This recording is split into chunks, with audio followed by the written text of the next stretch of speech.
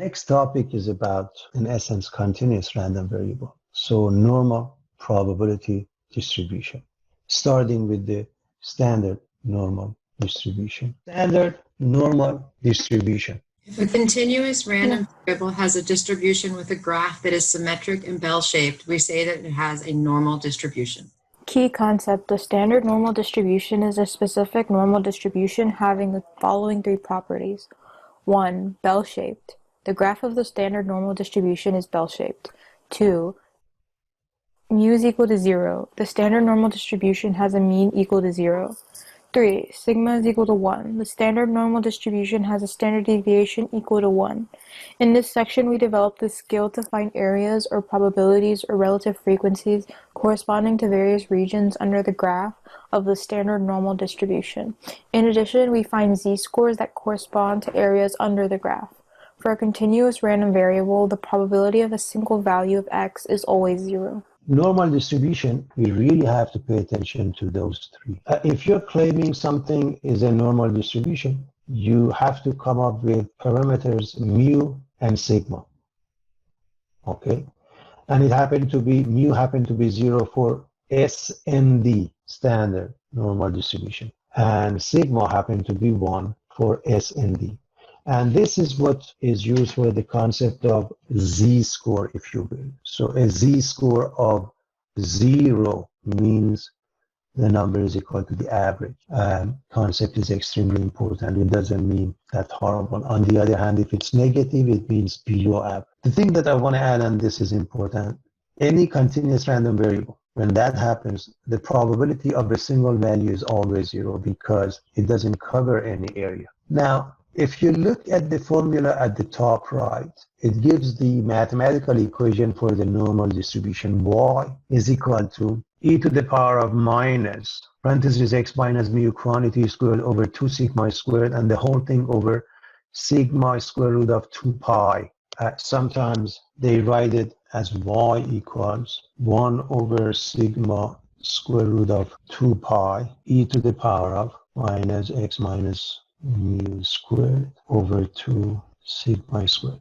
This is the equation for this curve, for this function. And this function, the total area under the curve represents the total probability, and therefore it's equal to 1. Of course, pi is a constant. Sigma and mu will be given to us, and that gives rise to the function that you can see. And when they want to calculate the probability, they have to calculate the area under the curve, which requires calculus.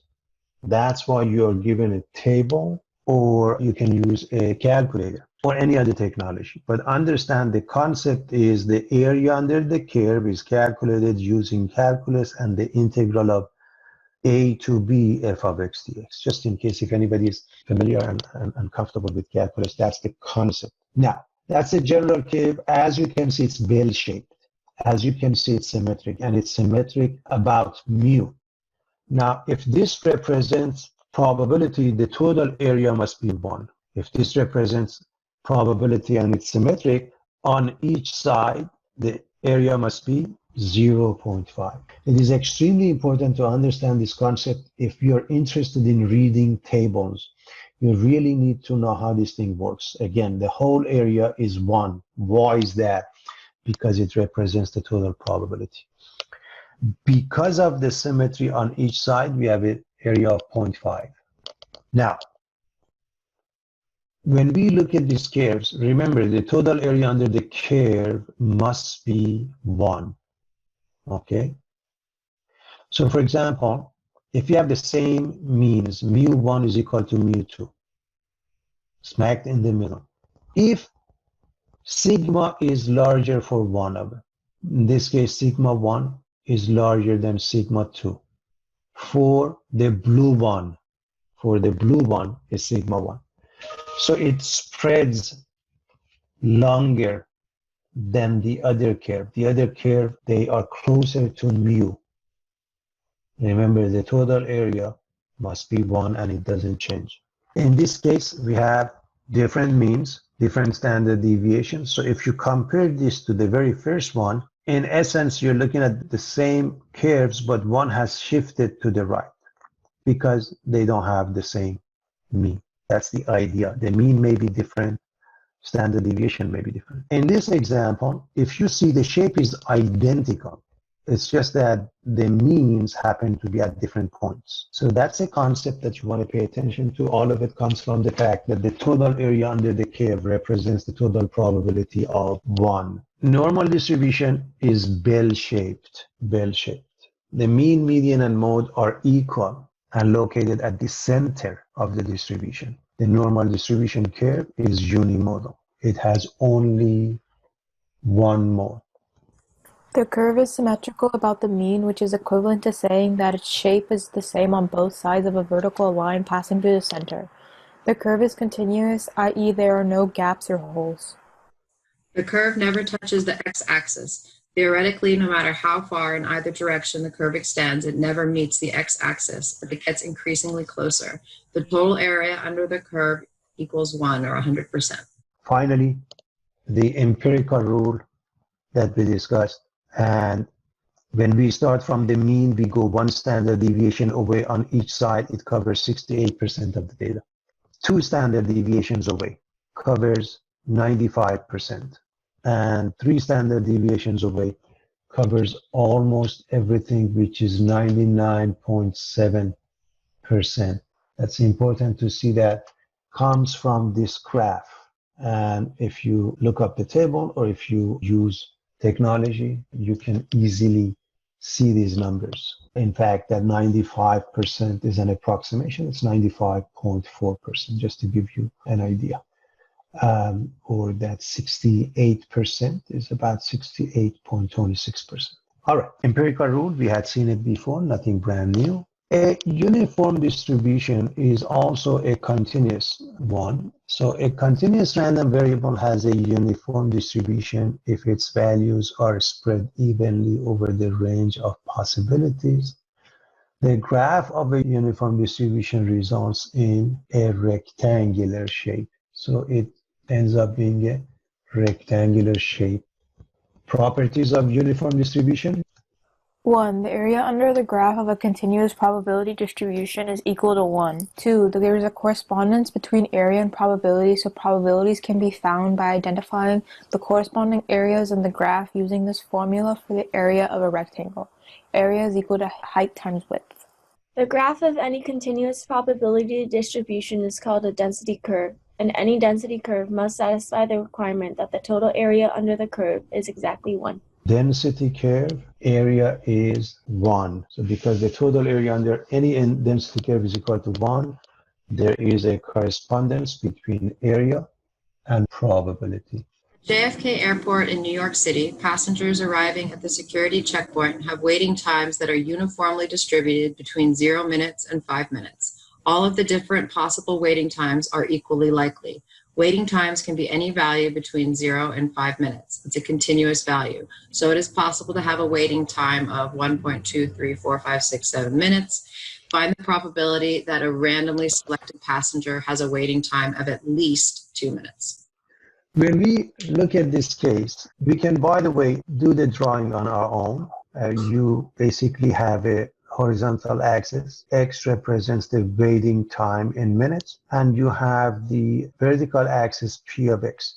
It's important to know that because it's going to go from 0 to 5, if the total area under the curve is 1, we can find the height, which represents the probability. So the very first thing we need to understand, the area is 1, and the width from 0 to 5 is 5. And so what is the height? The height would be the reciprocal of that. Why is that? Because the product of 2 numbers that are reciprocal would be 1. So the answer is the reciprocal. How do you find the reciprocal? Very simple, 1 over 5 or 0.2. That is the height. That is the probability, if you will, in general, which is a uniform case. So what is the probability of wait time that is at least 2 minutes? That means, so this is 2, and we want at least 2. That means larger than 2. Area under the curve represents the probability of interest. So probability of at least 2, probability of x larger than or equal to 2. We need to calculate the area, this simple case. The height is 0.2. From 2 to 5, that means 3.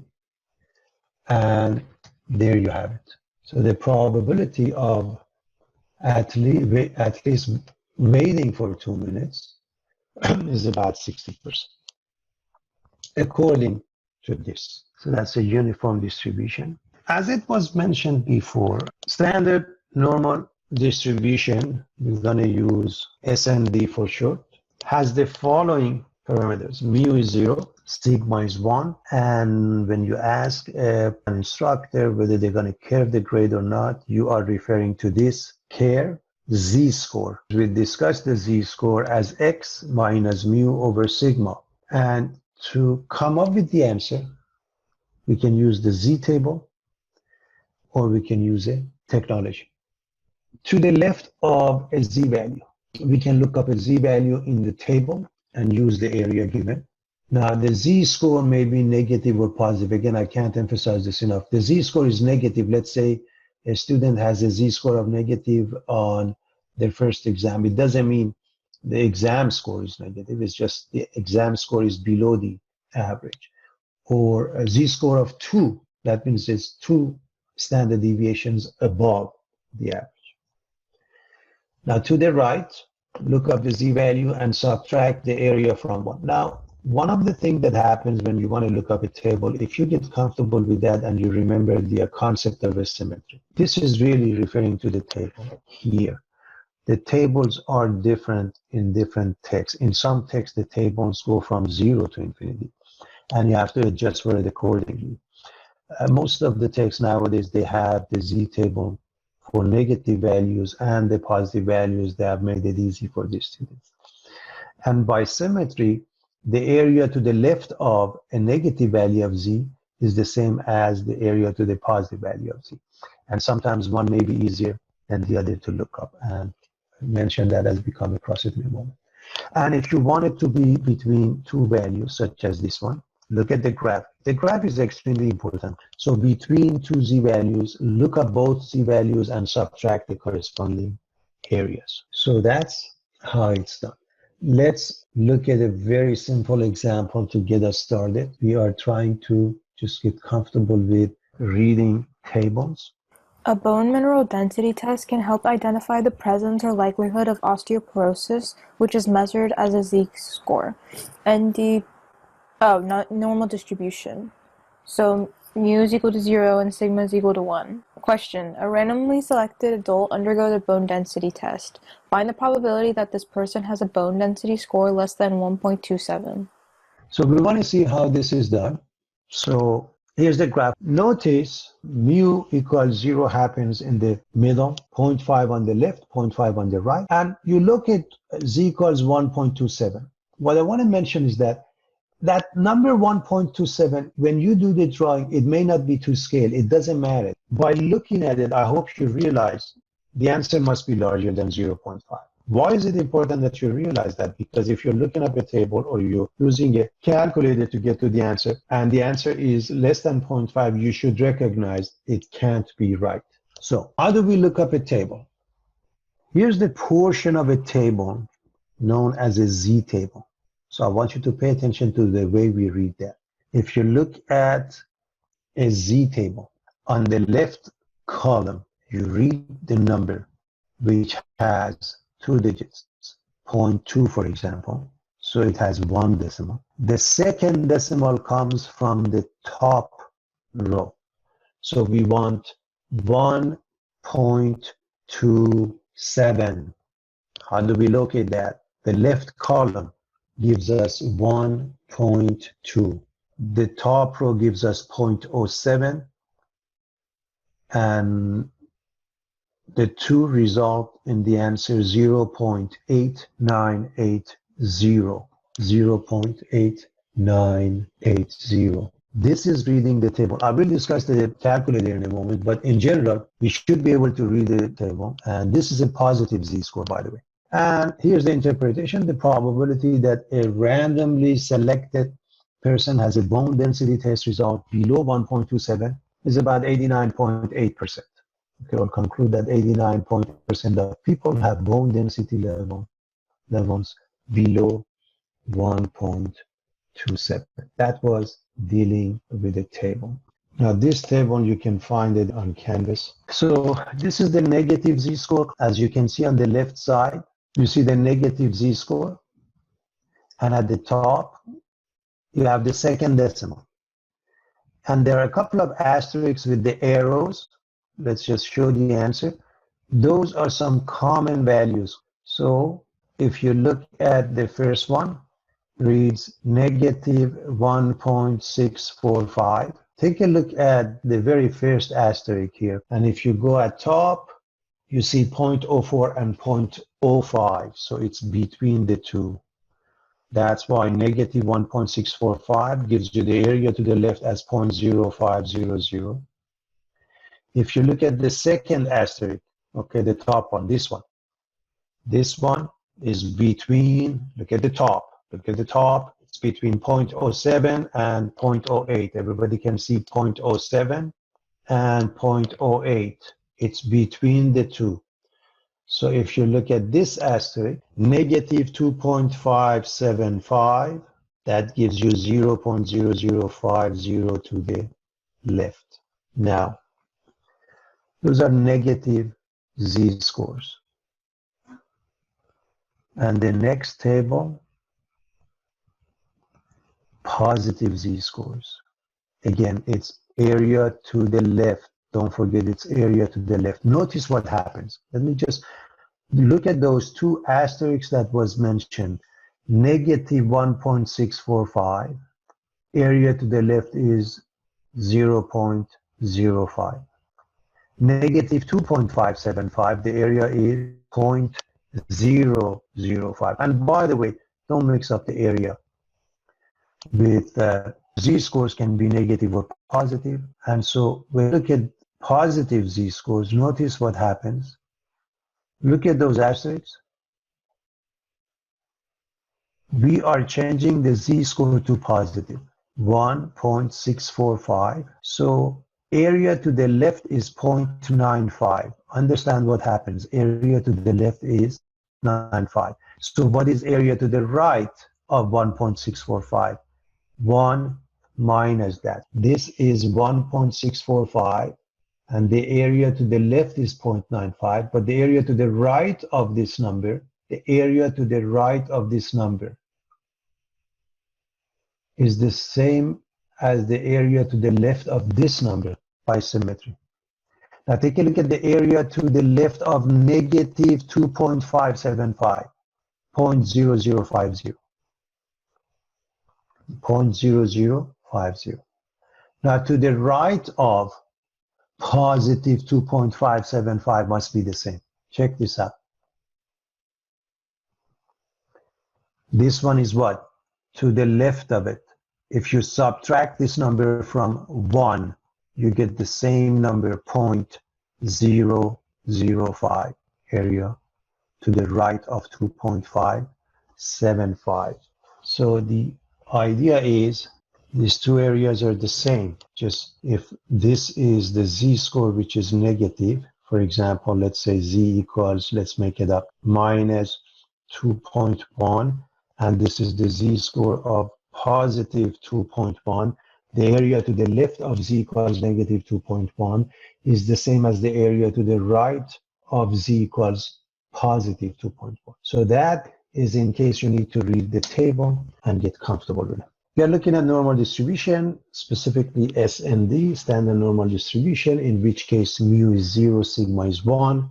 We've already mentioned the meaning of Z being between A and B. The probability of A is less than Z less than B denotes the probability that Z scores is in between A and B. And the rest is obvious. So we want to find the area to the left of Z equals 2.06. You should always start with the graph. And now you can look up a table. Those of you who have access to a table, see if you can find this, or maybe we go through that, then I will show you. Just I want to make sure that We are comfortable with that. So you go to the z-score, which is positive z-score, and you look for 2.06, and the number that gives you should be 0.9803. I'll show you with the table in a moment. The area to the right of negative 1.19. Again, you do the graph, and you can read the area to the left using the negative z-score, the left of negative 1.19, and subtract it from 1. You can also read the area to the left of positive 1.19. That gives you the same answer, I believe. And so it ends up being 0.8830. So that's how you come up with the answer if you want to use the table. We'll go over that in a moment. And also technology, whatever technology you use is fine. For example, for a TI calculator, you use those in the order. Second, var stands for variables, normal CDF, and then you put 4 entries, the left bound, right bound, mean, standard deviation, you come up with the answer. Now, one of the things is important when you want to put the numbers. If you look at the very first one, for example, there is no left bound. So, and remember, it continues indefinitely on both sides. So really the left bound is minus infinity, if you will. However, if you pick a big number on the negative side, like minus 1,000, really will do the job. On the other hand, if you look at part B, it goes indefinitely on the right side. If you large number on the right side, it will do the job. And so 1,000 would be a good choice. You don't have to stick with 1,000. Just for the sake of argument, if you use 10,000, it works fine. If you use 900, it works fine, because generally speaking, within 3 standard deviations, we cover 99.7%. I want you to know that. So use a large number, it will do the job. Look at the lower point. The lower bound, I have used negative 1,000. And by the way, make sure you do not mix up the negative and a minus sign, 2 different things. And the upper is 2.06. And again, you can change the negative 1,000 to any number you want, as long as it's a very, very small number. On the left, minus 900 will do the job, minus 10,000 will do the job. Mu is 0, sigma is 1, paste it, and you have the answer here. I have 2 of them, parts A and B, at the bottom also. Let's see if we can do this using a table. So 2.06. So this is positive z-score. So you're looking at 2.06. So 2.06. So everybody can see the 2.0 and then 0.06. And that is the bottom one, this one. 0.9803, reading it from the table. So that's 0.9803. Now we are looking at negative 1.19. Let me show you how we do that. 2 different ways. Negative 1.1 here, and then we are looking at 0.09, and the answer is 0.1170. So what you're really looking at is the area to the left of this number. So how do you arrive at the answer that you want? 1. So what we want is this area. So 1 minus this number. 1 minus 0.1170, which is 0.8830. Or look at the red area, look at the blue area. We want the blue area. This number was negative 1.19. Now, if you look at the area for the positive z-score all the way to positive 1.19, in one shot you have the answer by symmetry. So let me go down and show you the positive z-score. So let's go to positive z-score. So we are looking at positive z-score. So 1.1, 0.09, and right in front of it, this is the answer without having to subtract 1. Why is that? This represents the following. The area to the left of positive z-score of 1.19. And so that's how you arrive at it if you want to use the table. It is faster to use the fact that they are symmetric, and therefore you go with positive 1.19, you can get to the answer. All right, let's do this as far as a calculator is concerned. So second var stands for the variables. Bring it down to number 2, normal CDF. Okay, lower. Now, -1, just put any number. That's good enough. But let's put minus. Let me change the number just on purpose. Okay, you see -1,000 here, class. Okay, you see -1,000. But on purpose, let's change it to 900. That's good too. So I'm looking at part A, Z is less than 2.06. So the upper is 2.06. Mu is 0. Sigma is 1. Enter, enter. And you get to the answer that we had here, by the way. Notice is 0.9803. And even if you use -900, makes no difference because, as I mentioned, within 3 standard deviations away, we cover just about everything. And for the next one, second was normal CDF. Again, we are using now for P is for the second one, the probability of Z larger than -1.19. So now the lower limit is -1.19.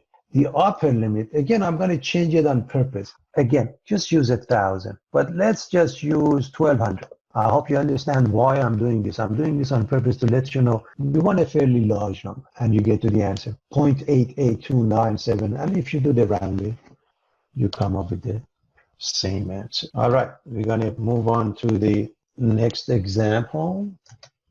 I want to make sure that we are comfortable using tables and technology. First, graph. I can't emphasize this enough. The graph helps you have an idea what you're doing. So in essence, we are interested in the probability between the two values. And so with that being the case, all you have to do, look this up from the table by looking both numbers and subtract the area to the left of -1.37 from the area to the left of 1.68. I'm showing you the technology, how we use that. The next one, the area from 0 to 2.32, that's what we want. The area from -infinity to 2.32 is 0.9898. In other words, this represents this area. And then you subtract the left side, which is left side of the 0 score, which is 0.5. One other way that you can do this, dealing with the table. Look at this method. I'm going to put it up here.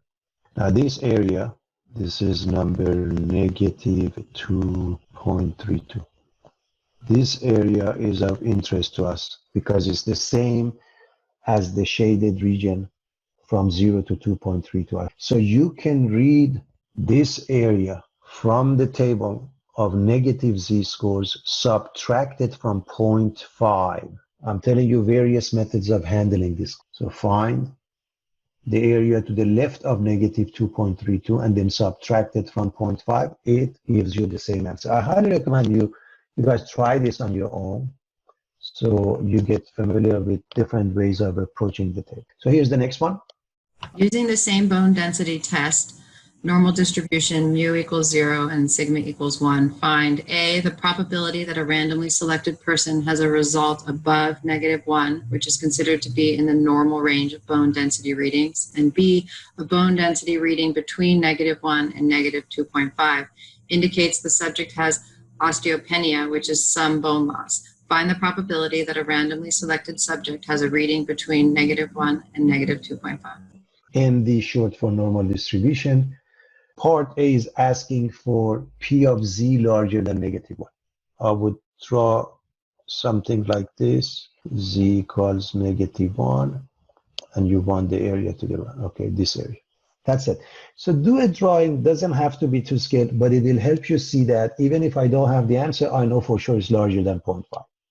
And that's the idea, because to the right of it is 0.5 and we have more. And so 1 minus 0.1587, and that's using the table or technology. It is absolutely up to you. So the probability of randomly selecting someone with a bone density reading above -1 is about 84.13%, which means 84.13% of people have bone density levels above -1. All right, so above -1 is considered normal, and 84 seem to have a normal bone density. The next one, between -2.5 and -1. So again, let me just quickly graph this for you. We're going to go from -2.5 to -1, and we are interested in this shaded region. That's the idea. You go read it from the table and subtract area to the left of -1 minus area to the left of -2.5. Interpretation. There's a probability of 0.1525 that a randomly selected subject has a bone density reading between -1 and -2.5, or 15.25% of people have osteopenia, weak bones. That's the idea. It's not the same as osteoporosis. Weak bones with bone density reading between the two numbers. Now, we're going to switch gears. We found the area. Fine. What if we want to go back? In other words, the area is given, and we want to find the z-score. So we want to look at the reverse process, if you will. Draw a bell-shaped curve and identify the region under the curve that corresponds to the given probability. If that region is not a cumulative region from the left, work instead with a known region that is a cumulative region from the left. Use technology or the z-table, find the z-score. With table A2, use the cumulative area from the left, locate the closest probability in the body of the table, and identify the corresponding z-score. So in short, use the table or technology. Either way, you can find the answer. Critical value. For the standard normal distribution, a critical value is a z-score on the borderline separating those z-scores that are significantly low or significantly high.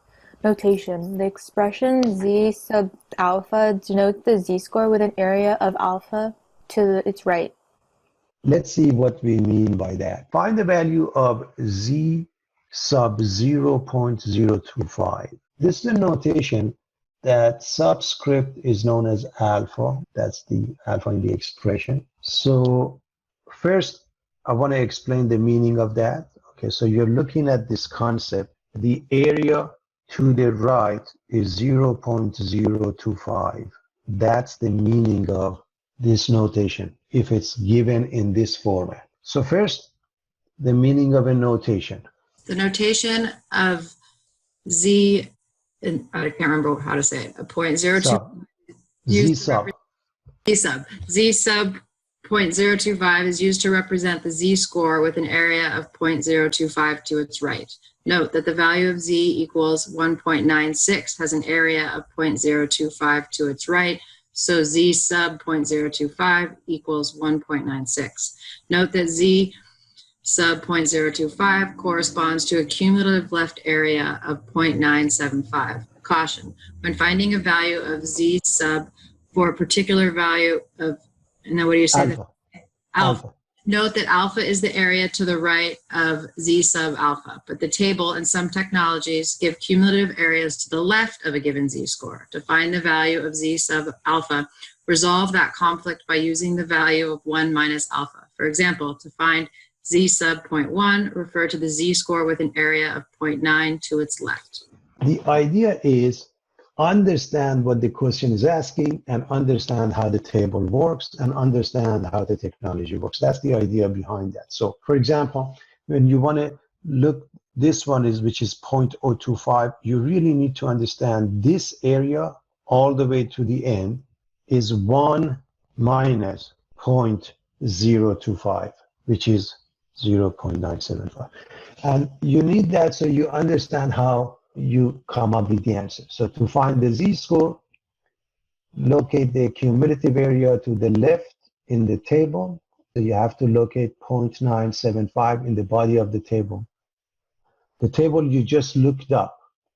In the body of the table, you look for 0.975. I'm going to go over that in a moment.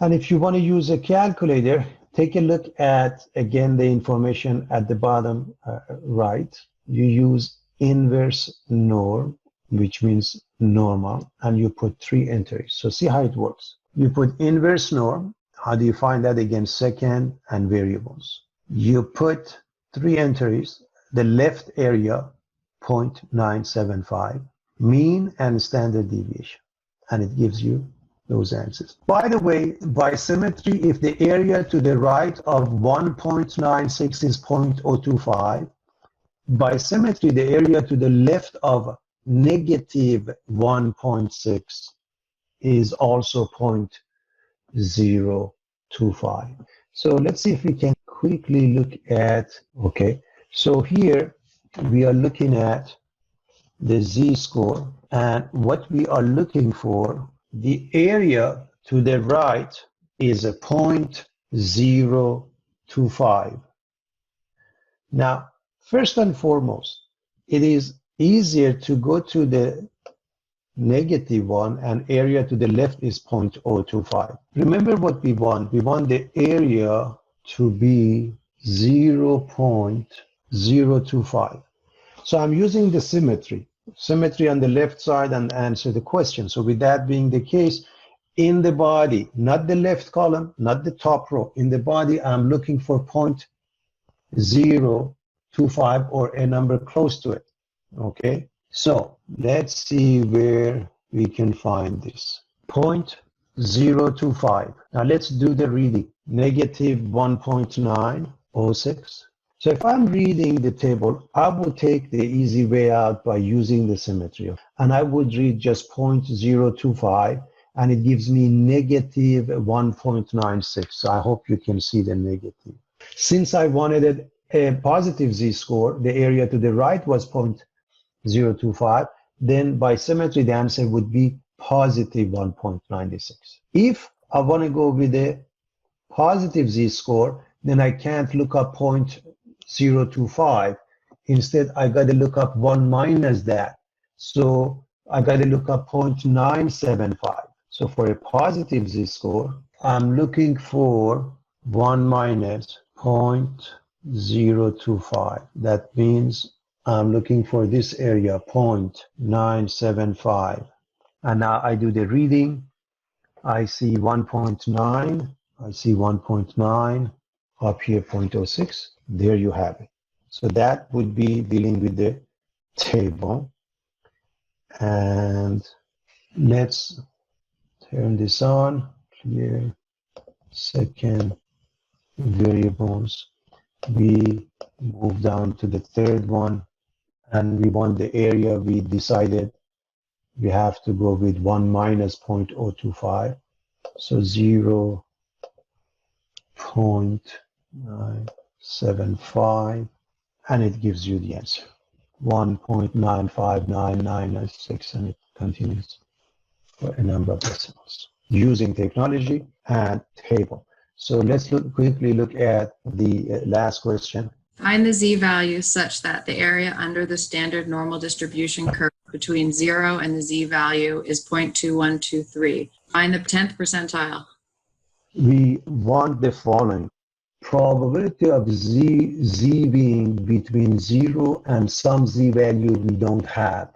So this is what we are looking for. It's given as 0.2123. So that means here's the graph. From 0 to some number, the area is 0.2123. How do we look it up? One easy way, remember, if you go with the positive z-score, it goes all the way from negative infinity to the z-score. So you need to add 0.5. You need to add this area. And so you add 0.5. I hope everyone understands why. This is for the sake of reading. And you go to the table. In the body, you look for 0.7123. And according to this, the answer would be 0.56.